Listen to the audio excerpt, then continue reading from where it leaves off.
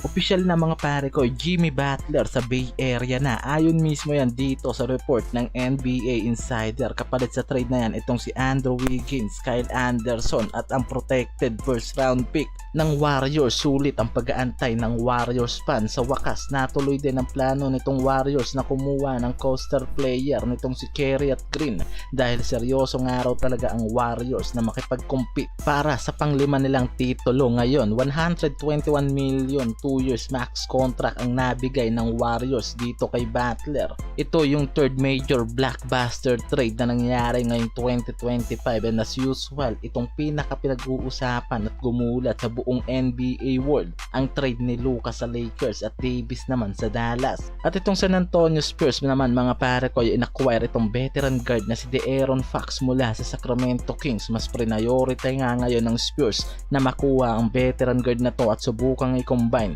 kay Wembanyama. Sa unang debut nga nito sa San Antonio Spurs, put up 24 points and handed out of 13 assists itong si Fox, sapat para talunin ang Atlanta Hawks. Ito yung chance ng araw nitong si Fox para mas lalong matuto pa sa kamay nitong si Chris Paul mga pare ko, and bonus na nga lang daw kung mas magiging maganda pa yung combination nitong si Wemby at Fox kasama itong si CP3 sa game.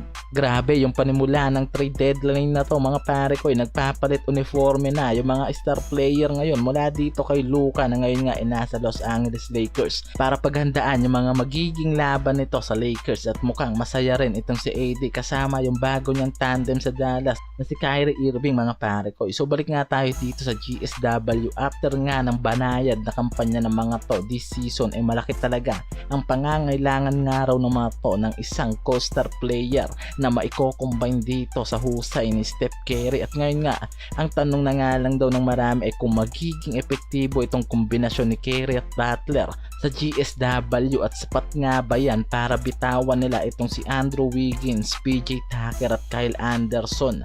At itong si Dennis Schroeder naman mga pare ko ibabagsak dito sa Utah Jazz, at itong si Lindy Waters at Josh Richardson possible na bumagsak sa Piston Detroit. Yan yung reported deal na ginawa ng Warriors para lang makuha itong si Butler. Yan yung magiging katanungan ngayon kung magiging epektibo itong si Curry at Jimmy Butler sa GSW. At itong pinag-uusapan, nakaka-trade lang sa Milwaukee Bucks ngayon nakuha na nila itong si Kyle Kuzma in exchange of Chris Middleton mga pare ko.